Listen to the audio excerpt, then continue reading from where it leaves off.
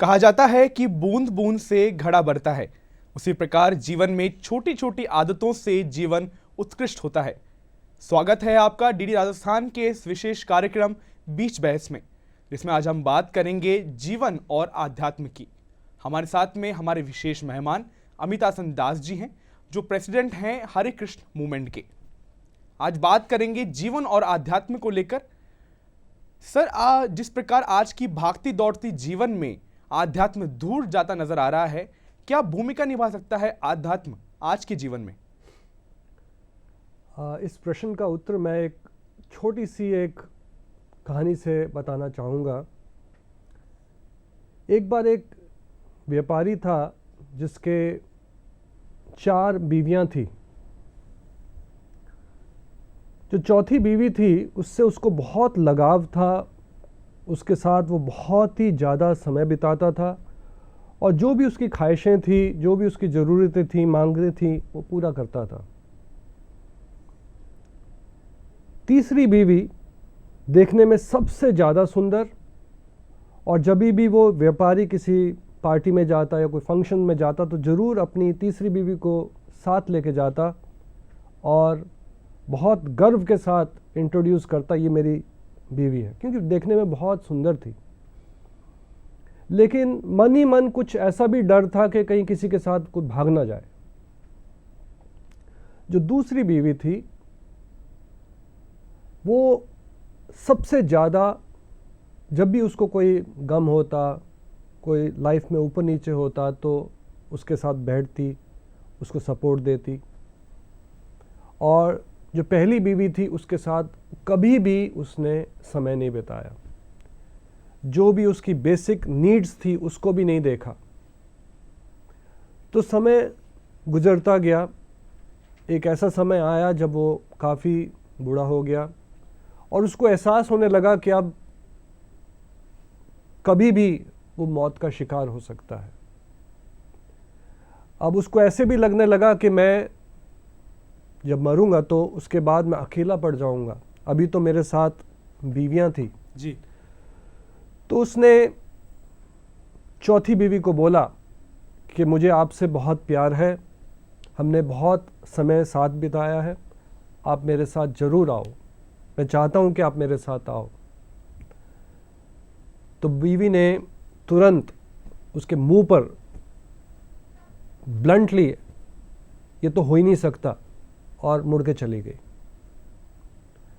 जब तीसरी बीवी से पूछा गया तो उन्होंने कहा, मैं आपको, भले ही आपको थोड़ा बुरा लगे, लेकिन अभी आपको पता है कि मैं सुंदर हूँ, नौजवान हूँ। अगर आपका देहांत हो जाता है तो मेरा विचार ऐसा है कि मैं किसी और से शादी कर लूँ। तो सुन के बहुत ही पीड़ा हुई, बहुत ही दर्द हुआ। कभी भी एक्सपेक्ट नहीं किया था कि ऐसे जवाब सुनने को मिलेंगे जी। तो दूसरी बीवी के पास गए और बोले कि मैं आपसे विनती करता हूँ, आप तो ज़रूर आइए, आप तो माँ मत बोलना। तो दूसरी बीवी बोलती हैं कि ज़रूर मैं आपके साथ आऊँगी, लेकिन मेरी भी लिमिटेशंस हैं। ज़्यादा से ज़्यादा मैं क्रिमेशन ग्राउंड तक, शमशान घाट तक आ सकती हूँ, उसके बाद अगर मैं चाहूँ भी तो नहीं आ सकती। ऐसे कि किसी ने एक चाकू घोंप दिया उनके दिल पे, इतना पीड़ा हुआ, इतनी उनको दर्द हुई है सुन के, और बहुत ही उदास हो गए। तब उन्हें एक आवाज़ आई, मैं आऊँगी आपके साथ। और जब पीछे मुड़ के देखा तो पहली बीवी कहने लगी, मैं आऊँगी आपके साथ, जहाँ भी आप होंगे मैं आपके साथ रहूँगी। तो आपके प्रश्न के जवाब में मैं ये कहूँगा कि हर व्यक्ति के जीवन में उसकी 4 बीवियाँ होती हैं। अब हमें समझना ये है कि 4 बीवियाँ क्या रिप्रेजेंट करती हैं हमारे जीवन में। जो चौथी बीवी है, जिससे उसे बहुत लगाव था, उसके साथ बहुत समय बिताया, वो है ये हमारा शरीर, ये देह। हम दिन भर कितनी मेहनत करते हैं, इस शरीर की ख्वाहिशों को पूरा करने में। आंखें अच्छी चीज़ें देखें, हम स्वादिष्ट व्यंजन खाएं, अच्छा सुने, अच्छा पहने, ब्यूटी सैलून्स, गारमेंट इंडस्ट्री, ये सब ये जो शरीर की इसकी ख्वाहिशों को पूरा करने के लिए लगा हुआ है। लेकिन जब वक्त आता है तो जो शरीर जिस पे हमने बहुत ही समय बिताया है, बहुत ही पैसे खर्च किए हैं, वो हमारे साथ नहीं रहता, हमें छोड़ के जाना पड़ता है। जैसा कि आप सभी ने सोचा है, सुना है, कहा जाता है खाली हाथ आए थे खाली हाथ जाएंगे। जो तीसरी बीवी है वो हमारे जो प्रॉपर्टीज़ हैं, एसेट्स हैं, वेल्थ है, जो पैसा है, उसको रिप्रेजेंट करता है।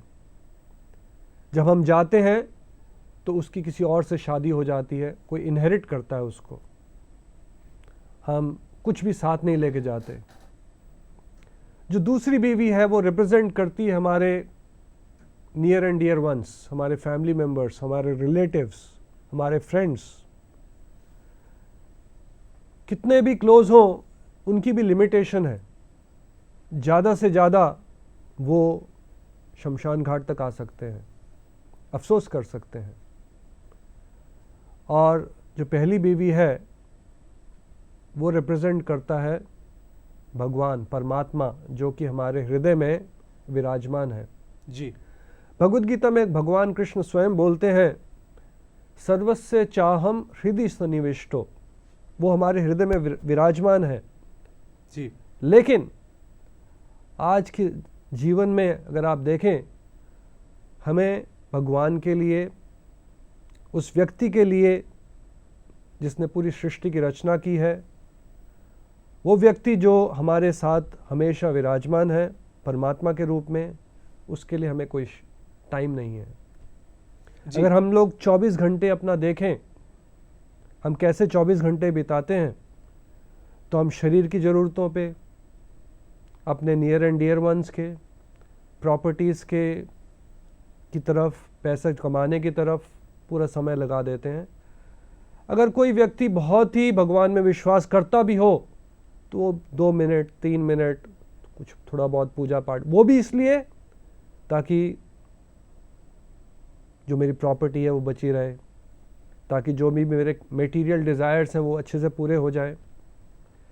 तो आध्यात्मिक जीवन एक ऐसा जीवन जीने की प्रक्रिया है जहाँ पे आपको हमेशा ये एहसास रहे कि जो कुछ मेरे पास है, जो कुछ मेरी एबिलिटीज़ हैं, टैलेंट्स हैं, स्किल्स हैं, जो कुछ भी मेरे पास है भगवान का दिया हुआ है। जी। और हम भी देखते हैं कि अगर कोई व्यक्ति हमें कुछ देता है तो हमें उसका एक, बोलते हैं ना, आभारी होना, एक्सप्रेशन ऑफ ग्रैटिट्यूड। तो what is spirituality? Spirituality is all about being a thorough gentleman. Express that gratitude, thanks. कितना हम समय निकालते हैं अपने जीवन में जहां हम भगवान के प्रति अपना आभार प्रकट करते हैं, ये मानते हैं कि यस भगवान, जो कुछ भी मेरे पास है वो आपका दिया हुआ है। अगर व्यक्ति इस कॉन्शियसनेस के साथ अपना जीवन व्यतीत करे तो दुख आएंगे ही नहीं। जी। जी।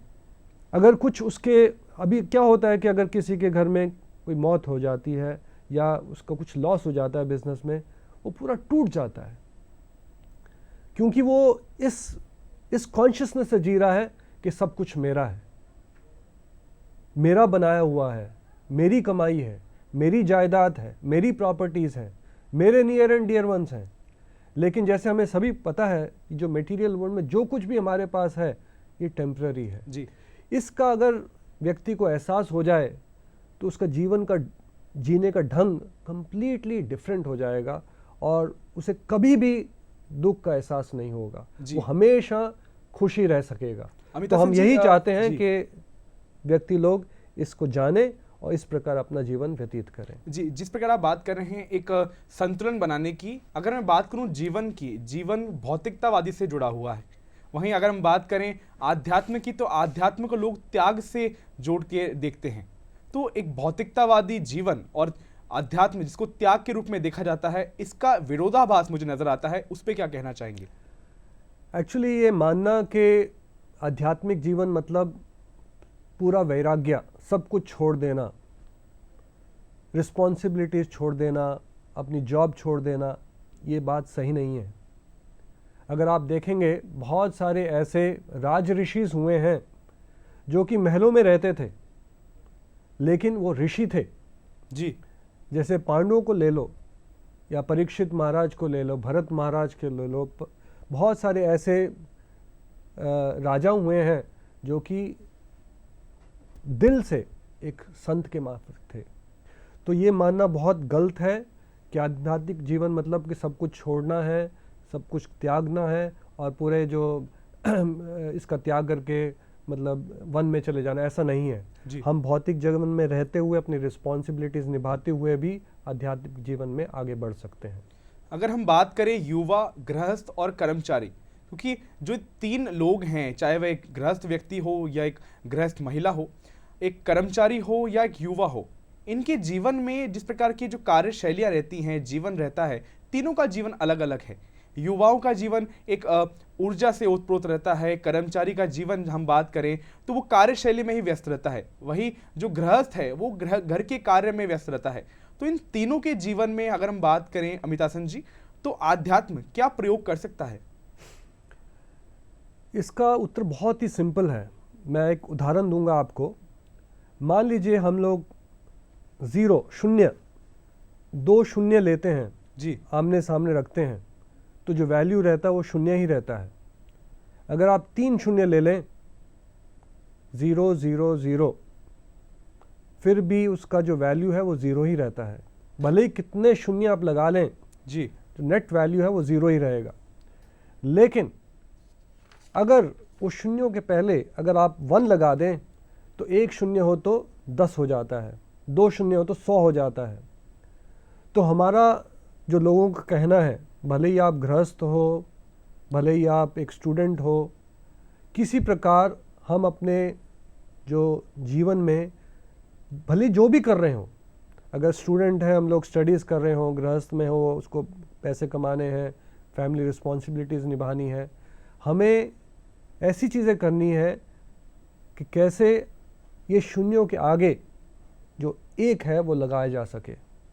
नहीं तो क्या है, हम लोग कितना भी कर लें, जैसे कि मैंने पहले बताया खाली हाथ आए थे खाली हाथ जाएंगे, तो एक फैक्ट है, ये कोई भी चेंज नहीं कर सकता, भले ही वो राजा हो या रंक हो या गृहस्थ हो या वो महिला हो, कोई भी हो।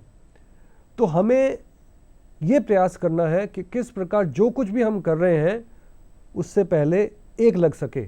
और तभी भगवत गीता में भगवान कृष्ण बोल रहे हैं आप युद्ध करो, अर्जुन को बोल रहे हैं, ये नहीं बोल रहे कि आप संन्यास ले लो, अपना कर्तव्य निभाओ, लेकिन मम अनुस्मर्य युद्ध चा, आप मुझे याद करते हुए युद्ध करो। तो हमारा जो मैसेज है वो यही है, भले ही आप गृहस्थ हो, जो भी आप काम कर रहे हो, स्टूडेंट कर रहे हो, भगवान का स्मरण करते हुए, भगवान की याद करते हुए, ये एहसास करते हुए कि जो भी मैं कर रहा हूँ, जो भी मेरी काबिलियत है, एबिलिटीज़ हैं, जो स्ट्रेंथ्स हैं, ये भगवान की दी हुई हैं, और जो भी हमें फल मिलता है, रिजल्ट मिलता है, उसको भगवान को किस प्रकार अर्पण कर सकें। जी जी अमितासन जी, पाया गया है प्राय रूप से कि जो मनुष्य है, युवाओं में ये बहुत देखने को मिलता है आजकल कि नेगेटिविटी, नकारात्मकता युवाओं में बहुत जल्दी घर बना लेती है। युवा बहुत जल्दी नकारात्मक हो जाते हैं, एक कार्य नहीं हुआ तो उसको नकारात्मक की तरफ पे ले लेते हैं कि ये क्यों नहीं हुआ। तो क्या अध्यात्म एक ऐसा भूमिका भी निभा सकता है या ऐसे क्या प्रयोग हो सकते हैं आध्यात्म के कि युवाओं की नेगेटिविटी के ऊपर हम कुछ कार्य कर सकें? नेगेटिविटी तब आती है जब सारा भार जो है आपके कंधों पे है। कर्ता हम इति मन्यते, अगर आप इस सोच से जीवन व्यतीत कर रहे हैं कि सब कुछ मेरे पे ही निर्भर है, एक आदमी की लिमिटेशन होती है, अकेला वो कितना कर लेगा।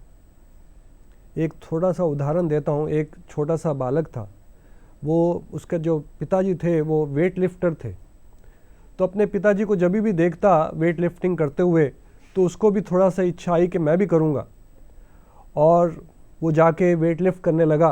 जी। तो वो कैसे लिफ्ट करेगा? तो एक बार ट्राई किया, 2 बार ट्राई किया, निराश हो गया। तो उसके पिताजी जो पीछे से देख रहे थे, उसने देखा बच्चे को वेट लिफ्ट करने की चाहत है, तो पीछे से आए। जब वो बच्चा उठाने की कोशिश कर रहा था तो उसने पीछे से हाथ करके उसको उठा दिया। तो वैसे ही भगवान कृष्ण भगवद गीता में बोल रहे हैं, मक चित्ता सर्व दुर्गानी मत प्रसादा तरिशसी। मेरे प्रसाद के कारण, मेरी जो ब्लेसिंग्स से, मेरी मर्सी से जो भी आपकी मुश्किलें हैं, जो भी आपकी कमियां हैं, वो सब दूर हो जाएंगी। जैसे कि एक छोटा बालक कितना उठा सकता है, लेकिन अगर उसके पिताजी हेल्प करेंगे तो कोई लिमिट नहीं है उसकी। तो उसी प्रकार जो कठिनाइयों से हम लोग बिल्कुल टूट जाते हैं, वो इसलिए क्योंकि जो हमारा कॉन्शियसनेस है वो ये है कि सब कुछ मेरे पे निर्भर करता है, मुझे उठाना है, मुझे करना है। लेकिन अगर इस चीज़ का एहसास हो कि मेरे साथ परमात्मा है, भगवान है, और भगवान की शक्तियां जो है वो कुछ भी कर सकती हैं, अगर इस चीज़ का एहसास हो तो कभी उसको डर नहीं लगेगा, कभी टूटेगा नहीं। वो हमेशा रहेगा कि हाँ मैं कर सकता हूँ। क्यों कर सकता हूँ? क्योंकि भगवान मेरे साथ हैं। स्वामी प्रभुपाद जो हमारे संस्था के संस्थापक आचार्य हैं, वो 70 साल की उम्र में अमेरिका गए, 40 रुपए लेके। जी। कहाँ रहेंगे उनको कुछ पता नहीं था, लेकिन फिर भी निर्डर गए, क्योंकि उन्हें विश्वास था कि भगवान मेरे साथ हैं। भगवान जो भी मेरे में कमियां हैं, जो भी मुझे चाहिए, वो भगवान देंगे। अगर इस चीज़ का एहसास हो जाए तो कभी भी आदमी निराश नहीं होगा, कभी उसे डर नहीं लगेगा। वो कोई भी चीज़ को फेस कर सकता है, क्योंकि कभी उसको ये नहीं होगा ये नहीं है मेरे पास, पैसों की कमी है, अगर पैसे कमी हो गए तो मैं क्या करूँगा। उसको ये भगवान देख लेंगे। सिर्फ उसको क्या करना है, जो भगवान ने आदेश दिए हैं, जो भगवान ने इंस्ट्रक्शंस दिए हैं हमारे लिए, उसका पालन करना है। जी। देखा गया है मितासन जी कि कोरोना के बाद में अवसाद यानी डिप्रेशन, एंजाइटी आदि चीज़ों में लोगों के 50% तक इजाफा हुआ है। यानी 50% तक एंजाइटी और डिप्रेशन की चीज़ें लोगों में बढ़ी हैं। क्या इसको लेकर कुछ परिवर्तन लाया जा सकता है हम अध्यात्म के साथ? अगर हम लोग थोड़ी सी चीज़ें भी अध्यात्म के जीवन में फॉलो करेंगे जी, तो डिप्रेशन तो दूर दूर भागेगा। जी। और कई लोगों का ये मानना है कि आध्यात्मिक जीवन मतलब कॉम्प्लिकेटेड चीज़ें करना, और कई लोगों को ये मानना है कि ये तो मेरी बस की बात नहीं है। ये बिल्कुल ही गलत है। हर व्यक्ति इर्रेस्पेक्टिव ऑफ सर्कमस्टांसेस, आपका, कई लोग बोलते हैं कि मेरा तो मन भटकता रहता है, मैं मेडिटेशन नहीं कर सकता, मैं एक जगह बैठ नहीं सकता, मेरे में पेशेंस नहीं है, मेरे में एकाग्रता नहीं है। जी। कोई ज़रूरत नहीं है। हमें सरल रूप से एक छोटी सी मेडिटेशन, एक छोटा सा मंत्र है, इसको महामंत्र कहा जाता है। खासकर इस कलयुग में इसको महामंत्र इसलिए बोला गया है क्योंकि हर व्यक्ति, भले ही वो पढ़ा लिखा हो, नहीं पढ़ा लिखा हो, वो इसको आसानी से इसका उच्चारण करके अपने जीवन में खुशी का अनुभव कर सकता है, और जो भी उसको मानसिक बीमारियां हैं, डिप्रेशन है, नेगेटिविटी है, उसको आसानी से दूर कर सकता है। और इस महामंत्र का आप सभी लोगों ने सुना होगा, ये है हरे कृष्णा कृष्ण कृष्णा हरे हरे, हरे राम राम राम हरे हरे। इस मंत्र का उच्चारण अगर हम लोग 108 बार करते हैं, करीब 8 से 10 मिनट लगेंगे, और ये हर व्यक्ति कर सकता है। अगर कोई बोले नहीं मैं बहुत बिजी हूँ, सुबह में मेरे को टाइम नहीं मिलता, तो शाम को कर सकते हैं, रात को कर सकते हैं। अगर 24 घंटे में हम लोग 8 या 10 मिनट नहीं निकाल सकते तो हम लोग डेफिनेटली अपने जीवन में नेगेटिविटी, डिप्रेशन, ये सब का हमें काम फेस करना पड़ेगा। हम लोग तो यही बोलते हैं, अगर आप ये प्रोएक्टिवली करें, आपका दिनचर्या में किसी तरह डालें, सुबह उठ के अगर आप 15 मिनट 20 मिनट भगवान के नाम का उच्चारण करें, थोड़ा भगवत गीता पढ़ें, तो आप इंसुलेट हो जाते हैं। जैसे अभी कोरोना के टाइम में सभी लोगों ने वो लिए थे, इंजेक्शन्स लिए थे अपना इम्यूनिटी बढ़ाने के लिए, अलग अलग काढ़े लिए थे। तो ये सब हम लोग लेते हैं, ये जो हम लोग हरे कृष्ण महामंत्र का जप करते हैं, तो हम लोग की जो शुद्धता है वो बढ़ती है, हम लोग की इम्यूनिटी बढ़ती है नेगेटिविटी से। हालांकि संसार में बहुत नेगेटिविटी है, हम आसपास देखते हैं बहुत सारी बुराइयां हो रही हैं, बहुत सारे अत्याचार हो रहे हैं, बहुत सारी लड़ाइयां हो रही हैं, बहुत सारी हत्या हो रही है। लेकिन अगर हम हरे कृष्ण महामंत्र का जप करते हैं तो इस नेगेटिविटी से हम लोग इंसुलेट होकर रहते हैं। जी बिल्कुल, ये बहुत बेहतरीन आपने प्रयोग बताया। क्या इसके अलावा और भी कुछ प्रयोग हैं जो हम दिन भर के क्रियाक्रम में, दिन भर में, कोई चाहे वो गृहस्थ हो, चाहे युवा हो, चाहे कर्मचारी हो, कोई भी व्यक्ति आसानी से वो कार्य कर सके और आध्यात्म के साथ अपने जीवन की परेशानियों को समाप्त कर सके या उनका हल निकाल सके? सो एक तो मैंने बताया कि हरे कृष्ण महामंत्र का वो हम जरूर कर सकते हैं जी। दूसरा, आज की दुनिया में देखिए, जैसे आज हम लोग प्रोग्राम कर रहे हैं, हमेशा थोड़ा सा समय निकाल के हमें सत्संग करना है। सत्संग का क्या मतलब? सत्संग ये नहीं कि हम लोग को जाके पूरे भागवत सप्ताह का हफ्ते भर पाठ करना है या बैठ के 1-1 घंटा सुनना है। थोड़ा सा भले ही 10 मिनट हो, हम लोग ट्रैवल करते हैं, कोई हम लोग गाने के बजाय कोई भजन सुन लिया, या फिर कोई कथा चल रही है, कोई प्रवचन आ रहा है। हमारे मंदिर में डेली भगवत गीता भागवतम का प्रवचन होता है, उस सब का रिकॉर्डिंग होता है, लाइव होता है, उसकी रिकॉर्डिंग्स भी है, यूट्यूब में अनेक प्रवचन है, तो हम लोग सुन सकते हैं। और ये ऐसी बातें अगर हम सुनते हैं तो हमारा फ़ायदा होगा। नहीं तो बहुत सारी चीज़ें हम लोग सुनते हैं, जैसे फिल्म स्टारों के बारे में सुन लिया, मूवी सुन ली थी, मनोरंजन होता है, लेकिन अंदर से हमारा जो विकार हैं, जो हमारी काम, क्रोध, मोह, लोभ जैसी बुराइयाँ, इनमें कोई फ़र्क नहीं आता जी। तो हम ये भी चाहते हैं कि हरे कृष्ण महामंत्र के अलावा भगवत गीता पढ़ना या उसका थोड़ा बहुत सुनना, ये बहुत आसानी से हम कर सकते हैं। चलते हुए भी कर सकते हैं, हम लोग ऑफिस में जा रहे हैं, अपना FM रेडियो पे सुन सकते हैं या फिर यूट्यूब पे सुन सकते हैं।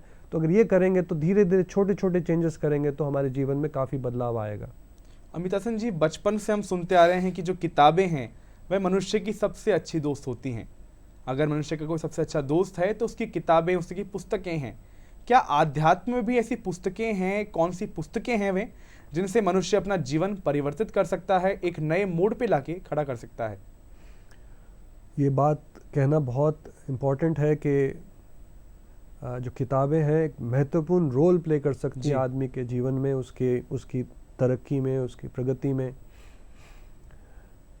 एक कहा गया है कि a man who does not read is no better than a man who can not read. कहने का मतलब, जो व्यक्ति अच्छी किताबें नहीं पढ़ रहा और एक ऐसा व्यक्ति जिसे पढ़ना नहीं आता, उसमें ज़्यादा अंतर नहीं है। तो हमें सभी को किताबें पढ़नी है और आध्यात्मिक में बहुत ही सरल भाषा में ऐसी किताबें लिखी गई हैं। ज़रूरी नहीं कि हमें एक पंडित बनना है या फिर एक संस्कृत का ज्ञान होना है या कुछ। हम लोग सरल भाषा में भी जो किताबें हैं, प्रभुपाद जी की किताबें हैं, छोटी छोटी किताबें, भगवत गीता के आधार पर, भागवतम के आधार पर छोटी छोटी किताबें हैं और सरल भाषा में लिखी गई है, हिंदी भाषा में लिखी गई, अलग अलग भाषाओं में लिखी गई हैं। तो उसका भी 1 पेज 2 पेज अगर हम लोग पढ़ें दिन में, तो जैसे बोलते ना, बूंद बूंद से घड़ा भरता है। तो अगर 1-1 पेज भी पढ़ें, भले ही हम 3 मिनट पढ़ें, भले ही हम 5 मिनट पढ़ें, लेकिन वो 1-1 शब्द पढ़ के भी आप देखेंगे 1 साल में, 2 साल में, 5 साल में इतना बदलाव आ जाएगा कि आपको खुद आश्चर्य होने लगेगा।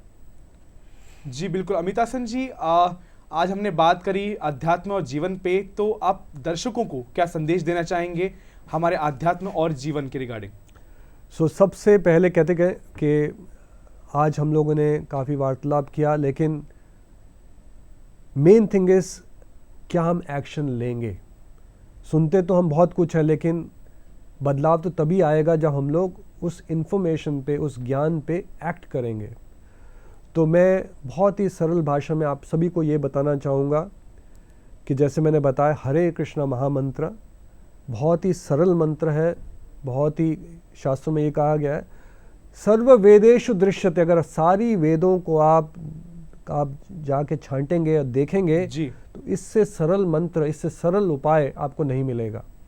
तो हरे कृष्णा कृष्ण कृष्ण हरे हरे, हरे राम राम राम हरे हरे, इसको महामंत्र कहा जाता है। इस मंत्र का जाप 108 बार कीजिए।